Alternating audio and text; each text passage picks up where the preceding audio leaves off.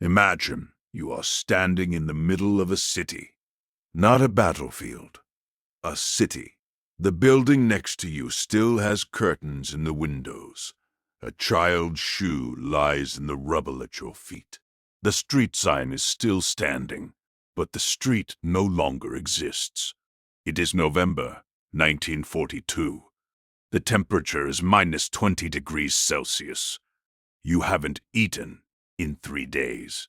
The man to your left has been dead for 6 hours, but you haven't moved him because his body is blocking the wind. You are a soldier, and this city is trying to kill you. Welcome to Stalingrad. In the entire recorded history of human warfare, from the Roman legions to the trenches of the Somme, no single battle has ever produced more death, more suffering, or more consequence than what happened in this one city on the banks of the Volga River between August 1942 and February 1943. 2 million people entered this battle. Fewer than half came out alive. And when the guns finally went silent, the world had changed. Not gradually, not slowly, overnight. This is the story of Stalingrad, the battle that broke the back of Nazi Germany, the battle that turned the tide of the Second World War, the battle that, to this day, historians, generals, and documentary filmmakers cannot stop returning to. Because no matter how many times you study it, you still cannot fully believe it happened. To understand why Stalingrad happened, you have to go back exactly 1 year. It is June 22nd, 1941. Adolf Hitler launches Operation Barbarossa, the largest military invasion in the history of the world. Over 3 million German soldiers pour into the Soviet Union across an 800-mile front. In the first weeks alone, the Wehrmacht, Hitler's war machine, advances faster than any army had ever moved in modern warfare. City after city falls. Kiev, Minsk, Smolensk. By the end of 1941, the Germans are within sight of Moscow's church spires. But Moscow does not fall. And that failure, that one winter of stalling outside the Soviet capital, plants the seed of everything that follows. By the spring of 1942, Hitler makes a decision that his own generals will later call, in memoirs, in war crimes testimonies, in post-war interviews, catastrophic. Rather than renewing the push toward Moscow, he splits his forces. Army Group South is given a new objective: drive southeast, seize the oil fields of the Caucasus, control the Volga River, strangle Soviet industry and supply lines. And to accomplish this, they must take a city sitting directly on the Volga, a city named after the Soviet leader himself, Stalingrad. To Hitler, the name was everything. Taking Stalingrad wasn't just strategic, it was symbolic. A propaganda victory, a humiliation of Joseph Stalin on a global stage. To Stalin, it was the same. Neither man would give an inch. And between those two egos, nearly 2 million human beings will be ground to dust. On August 23, 1942, the German Sixth Army, commanded by General Friedrich Paulus, one of the most decorated officers in the Wehrmacht, reaches the outskirts of Stalingrad. On that same day, the Luftwaffe launches the most devastating aerial bombardment the city has ever seen. In a single afternoon, over 1,000 tons of bombs fall on Stalingrad. The city burns for days. Witnesses described the Volga River itself appearing to catch fire, the surface lit by burning oil spilling from destroyed fuel depots. Correspondent Vasily Grossman, who was embedded with Soviet forces and whose writings are now considered among the most important first-hand accounts of the Eastern Front, wrote in his field diary on August 23, 1942. A diary later published in the landmark collection A Writer at War, that the sky above Stalingrad was black in the daytime, and that the roads into the city were rivers of fire and people. The Soviet 62nd Army is tasked with holding the city. Their commander, General Vasily Chuikov. Chuikov makes a decision that will define the entire battle. He orders his troops to get close to the Germans. Dangerously close. Hug them, he tells his soldiers. Get so close they cannot use their artillery or their aircraft without killing their own men. This tactic, which military historians would later call hugging tactics, transforms the Battle of Stalingrad from a conventional military campaign into something far darker. Urban warfare. Room by room. Floor by floor. Hand to hand. The Germans called it Rattenkrieg, the War of the Rats, because that is what Stalingrad became.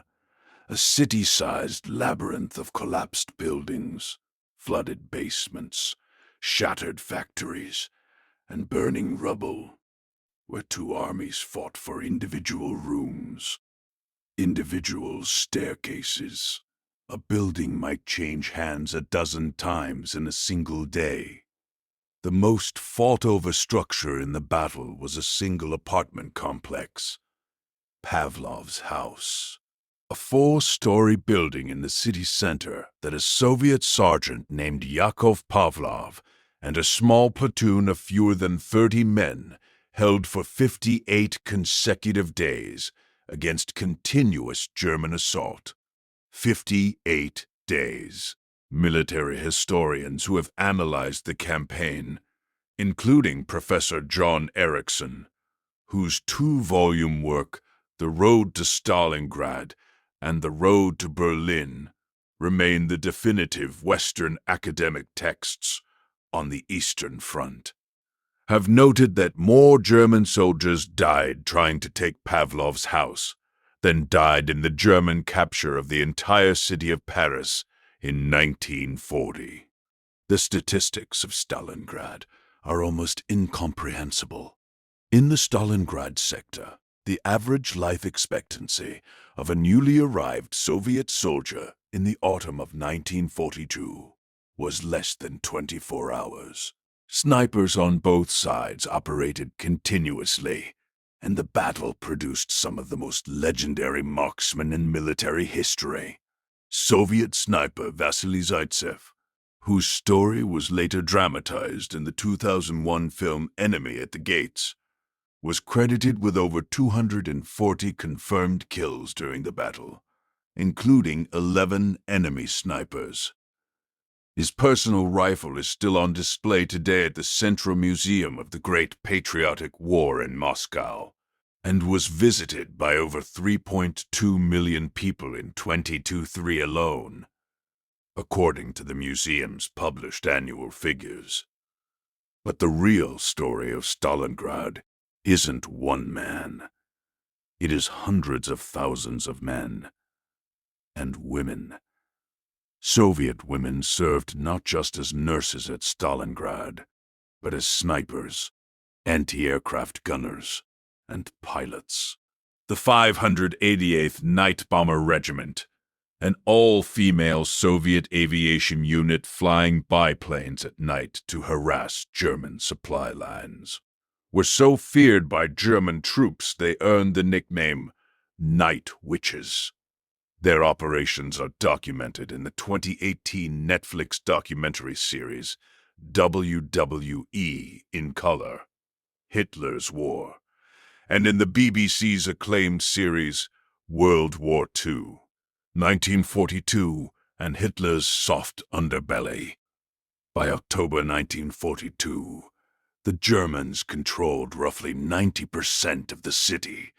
Soviet troops had been pushed to a strip of land along the Volga, in some places less than 300 meters wide. The river behind them was partially frozen. Supply barges crossed under constant fire. Casualties on the Soviet side were staggering. In his October 12, 1942 situation report, declassified from Soviet military archives and partially reproduced in Antony Beevor's Pulitzer Prize shortlisted 1998 book, Stalingrad, which has since been translated into 25 languages and used as a primary source in over a dozen documentary films, General Chuikov wrote to his superiors, "We are fighting for every building, every meter of ground. The men know that there is nowhere to retreat. The Volga is behind us." Those last 5 words became a battle cry. Za Volgoi dia nas zemli net. For us, there is no land beyond the Volga. Meanwhile, on the German side, victory seemed tantalizingly close. General Paulus sent daily reports to Hitler's headquarters at Rastenburg, predicting the city's imminent fall.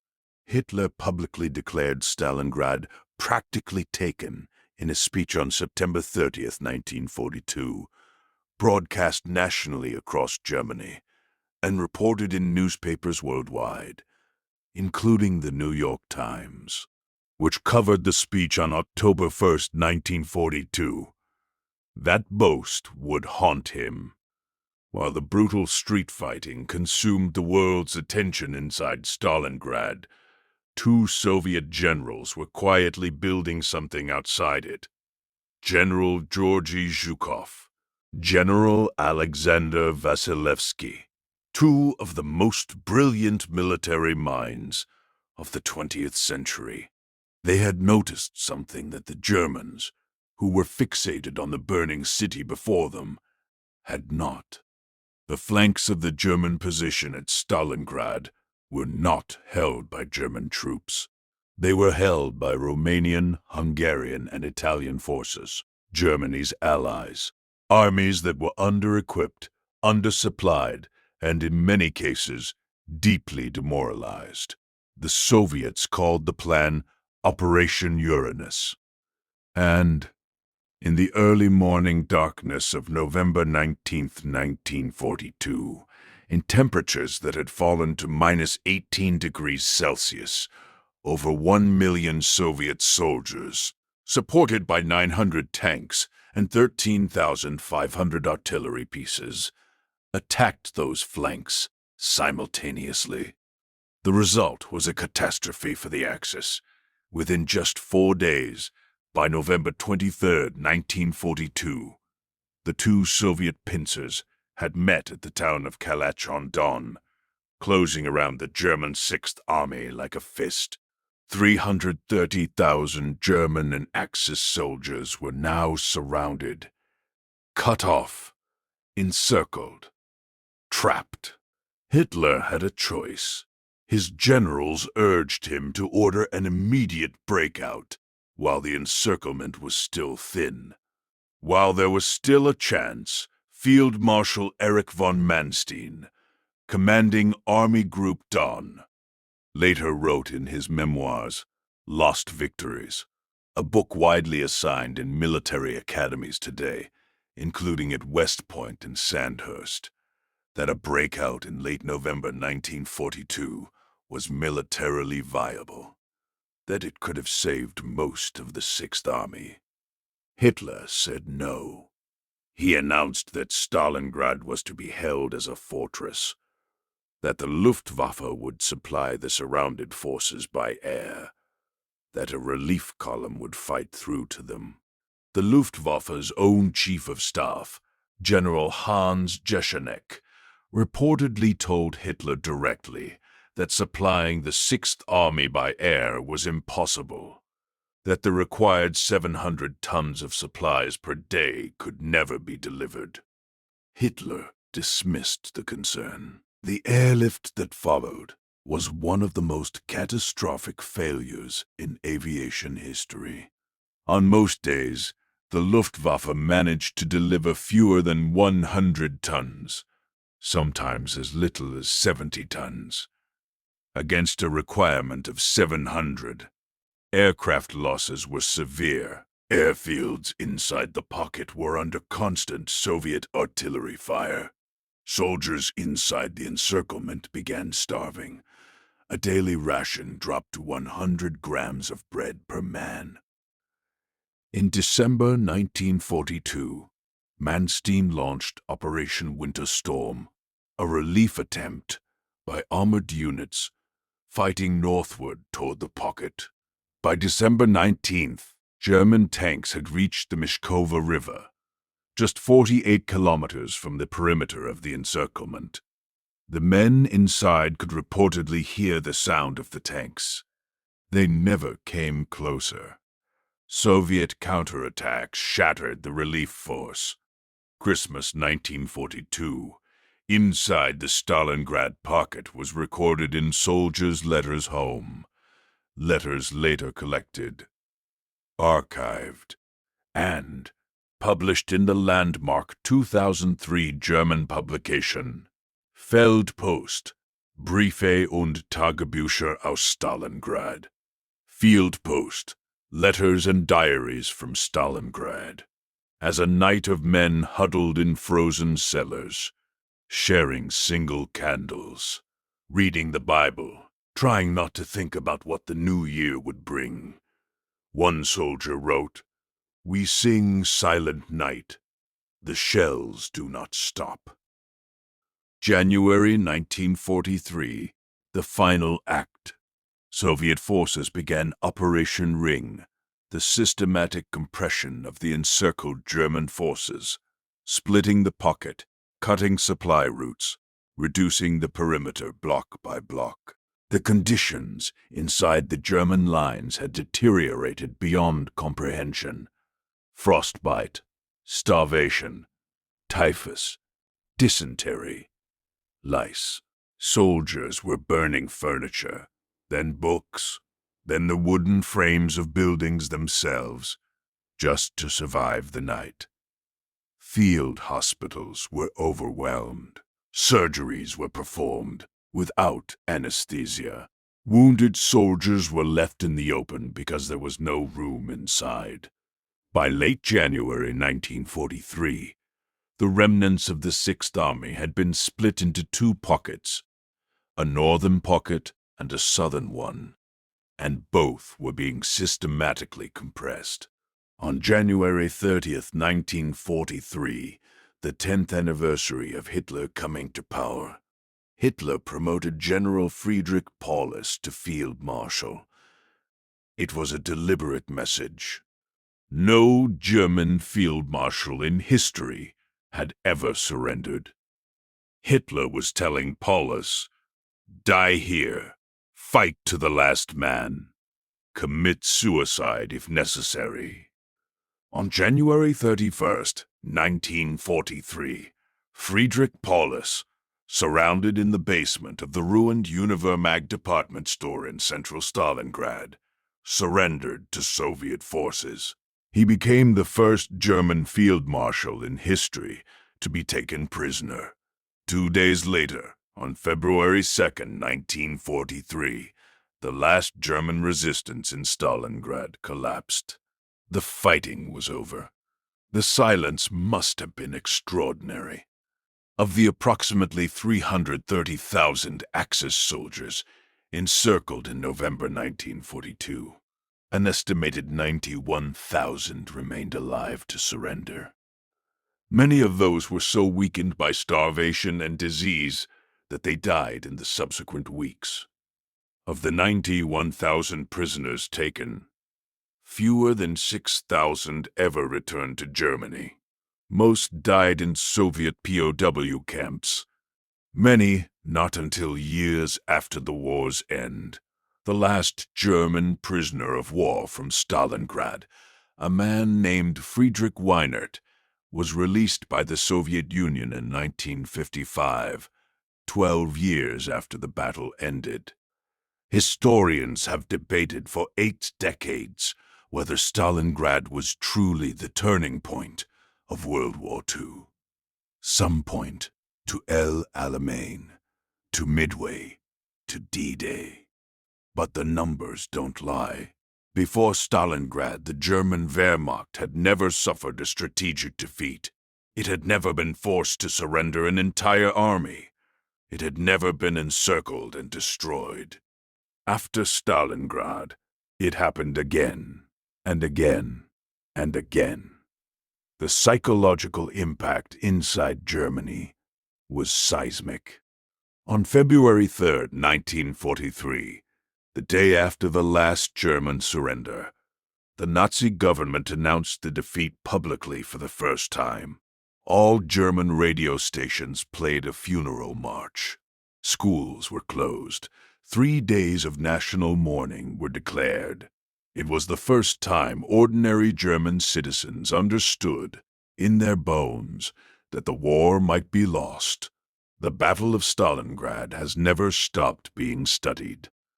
Antony Beevor's Stalingrad, first published in 1998 and still in print today, has sold over 3 million copies worldwide. It has been credited by military historians, including Professor Robert Citino of the National World War II Museum in New Orleans, as fundamentally reshaping Western understanding of the Eastern Front.